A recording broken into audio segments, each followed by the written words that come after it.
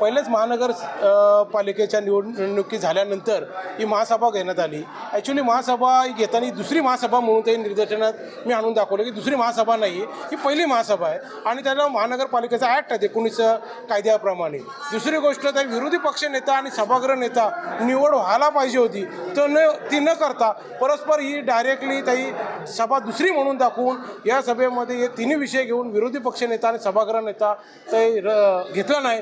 ही मनमानी महापौरांची असल्या कारणाने आम्ही महापौरांच्या विरुद्ध मी मुंबई हायकोर्टात रीट दाखल केलेली आहे. ही रीट कधी आपण दाखल काल दाखल केलेली आहे. मी मुंबई हायकोर्टात मी काल रीट दाखल केलेली आहे. त्याची प्रतसुद्धा तुम्हाला मी दाखवतो आणि आयुक्तांना सुद्धा मी काल सबमिट केले, महापौरांना सुद्धा काल सबमिट केले. ते एवढे झोपे गेलेले आहेत का त्यांना ते रीट आले ही माहिती नाही. एवढ्या पद्धतीने घाबरले ते. त्यांना निर्णय कायद्यानीच्या उत्तरानेच आम्ही देणार आहोत, कारण दडपशाही लोकशाहीला विरोधी पक्षनेता नसावा हा त्यांच्याशी दडपशाही चाललेला आहे. या दडपशाहीला वाचा होण्यासाठी मी 100% यांना न्यायालयातच उत्तर देणार ही माझी अपेक्षा आहे. आपण अनेक मुद्दे तिथे वाचून दाखवले किंवा आपण जे रीट केलेली त्याची देखील माहिती दिली, परंतु तिथे मात्र त्यांचं समाधान झालं नाही. त्यांचं म्हणणं की महापौरांना हा अधिकार आहे आणि तो याच दिवशी केला पाहिजे अशातले काही नियम नाही असं त्यांनी सांगितलं.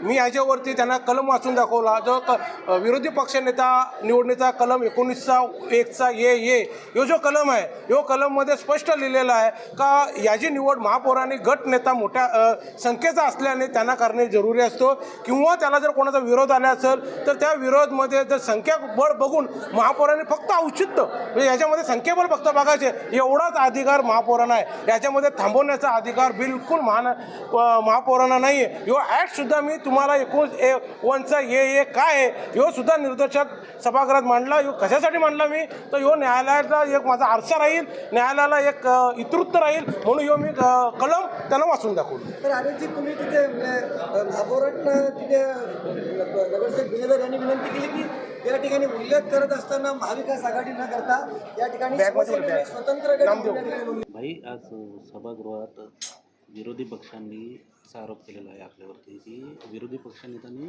सभागृह नेता तुम्ही नेमला नाही. असा खरोखर नियम नाही आहे. जे अरविंद म्हात्रे सभागृहात त्यांनी जे आणलेलं पुस्तक होतं ते पुस्तक वाचतानाच त्यांच्यामध्ये नंतर लक्षात आलं की असा नियम नाही आहे. सभागृह नेता आणि विरोधी पक्षनेता यांच्या नावाला मंजुरी द्यायची असते, पण ती महासभेतच द्यायला पाहिजे असा कुठलाही नियम नाही. त्यांनी हायकोर्टात आपल्या विरुद्ध हायकोर्टात गेलेत तर मी हायकोर्टाचा आम्ही काही अवमान करणार नाही. तिकडनं जे आदेश येतील त्याप्रमाणे आम्ही कार्यवाही करू, पण हा तिथपर्यंत जाण्याची आवश्यकताच नाही. त्यांनाही माहिती आहे त्यांचं पुस्तक वेगळं होतं आणि खरं प्रशासनाचं जे नियमांचं पुस्तक आहे ते वेगळं आहे.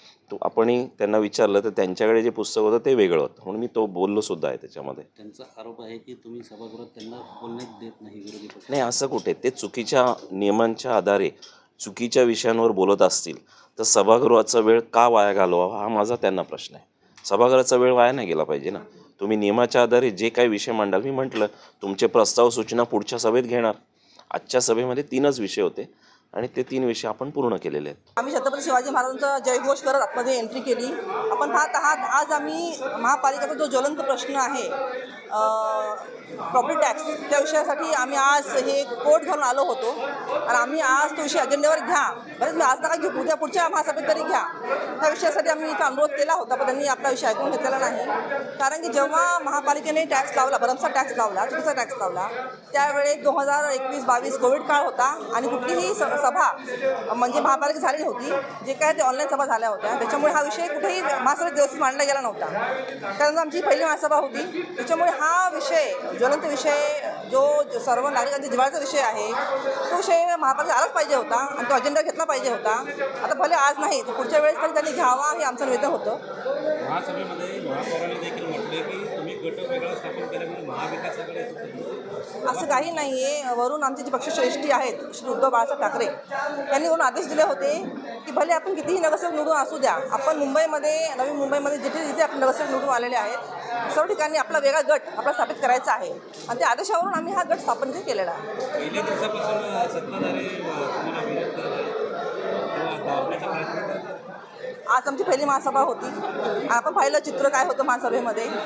तर अजून कुठल्या विषय अजून अजेंड्यावर आलेले नाही आहे. त्याच्यामुळे आता लगेच काय गोष्टी उघड होणार नाही आहे. पण आम्ही ही विरोधक म्हणून गप्प बसणार नाही. आम्ही 18 जण आहोत, आम्ही भरपूर आहोत. आम्ही नक्कीच कुठल्याही प्रकारचं करप्शन या महापालिकेत होऊन देणार नाही.